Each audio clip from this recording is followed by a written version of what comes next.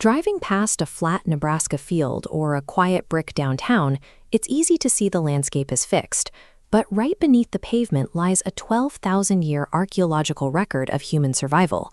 That physical record is fragile.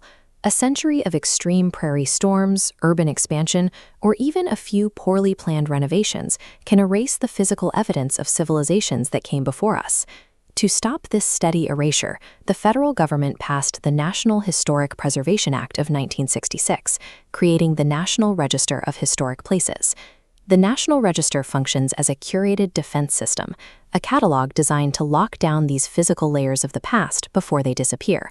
To be included on the list, a property generally has to be 50 years old, but age alone isn't enough. A site must yield prehistoric information, showcase architectural mastery, or tie to significant historical events. To understand Great Plains history, we treat these sites like a stratigraphic dig, sifting chronologically from ancient soil to the modern era. Each layer reveals an era of human adaptation, from the first humans navigating the plains up to the builders of industrialized cities.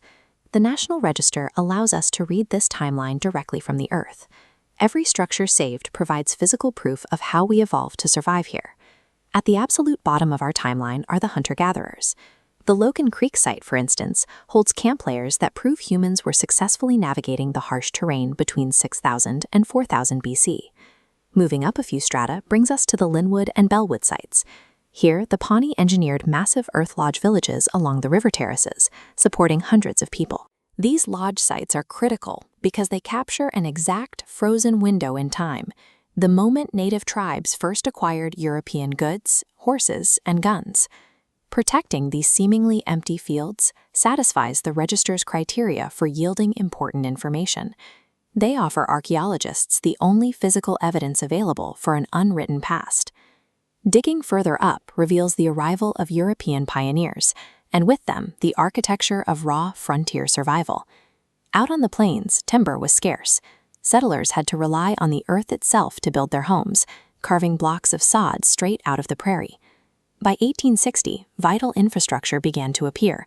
Places like the 32-mile station functioned as critical, isolated stops for the Pony Express, long before the railroads connected the country. This era required extreme ingenuity. In Arthur County, the Pilgrim Holiness Church was constructed almost entirely out of baled rye straw, a cheap alternative to lumber that remains intact today.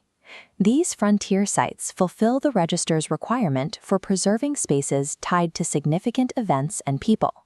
They are standing monuments to human adaptation. Digging closer to the surface brings us to the late 19th and early 20th centuries.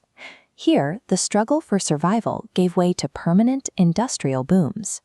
The Nellie Mill, constructed in 1873, illustrates this shift.